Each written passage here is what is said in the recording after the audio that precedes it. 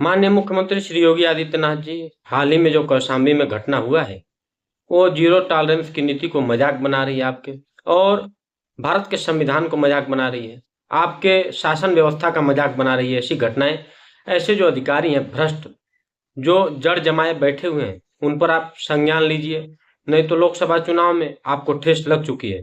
और आपके त्याग, तपस्या, पुरुषार्थ में कोई कमी नहीं है।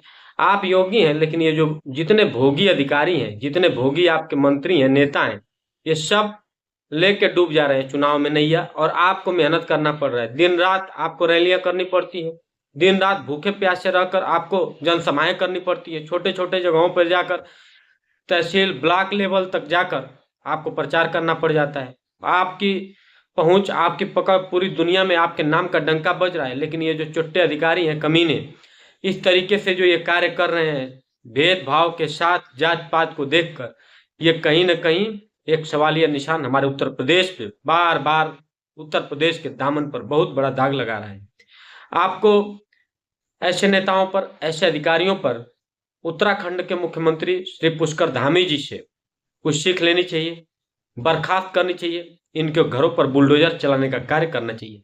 ऐसे अधिकारी जो अभी बोल रहे थे कि ये कट्टे का व्यवस्था करो और फला वर्ग के लोगों को फंसा दो, विशेष जात के लोगों को फंसाने की बात कर रहे हैं। जो भी ऐसे अधिकारी हैं, जो भी ऐसे कर्मचारी हैं, जो भी ऐसे नेता हैं, जो भ्रष्टाचार में लिप्त हैं, जो दलाली में लिप्त हैं, जो जातिवाद में लिप्त हैं, और जो अपने लोगों तक फायदा पहुंचाने के लिए दूसरों का नुकसान कर रहे हैं, वो जीरो टॉलरेंस की नीति को, आपके जीरो टॉलरेंस नीति को लात मारने का कार्य कर रहे हैं। आपके त्याग, तपस्या, पुरुषार्थ को ठेंगा दिखाने का कार्य कर रहे हैं। ये जो नेता हैं आपके नाम पे जीतेंगे, सब आपके शासन की व्यवस्था पे, आपके नाम पे, आपके त्याग तपस्या पर ही जीत कर आते हैं।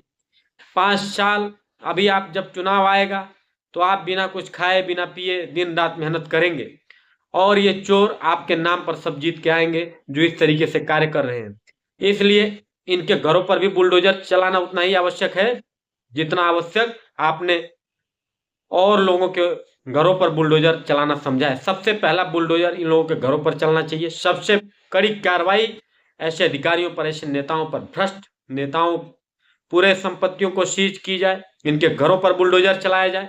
ऐसी कार्रवाइयां अगर नहीं होंगी तो इनके मन बढ़ जाएंगे, इनके हौसले बुलंद हो जाएंगे, और ये उत्तर प्रदेश में इसी तरीके से भेदभाव, छुआछूत, ऊंच नीच, जाति पात फैलाकर और आपको बदनाम करने का, आपकी सरकार को बदनाम करने का कार्य करेंगे। इसलिए उत्तर प्रदेश के माननीय मुख्यमंत्री श्री योगी आदित्यनाथ जी, आपके त्याग, तपस्या, पुरुषार्थ को मेरा दंडवत प्रणाम। मैं सिर झुकाकर नमन करता हूं, वंदन, अभिनंदन करता हूं।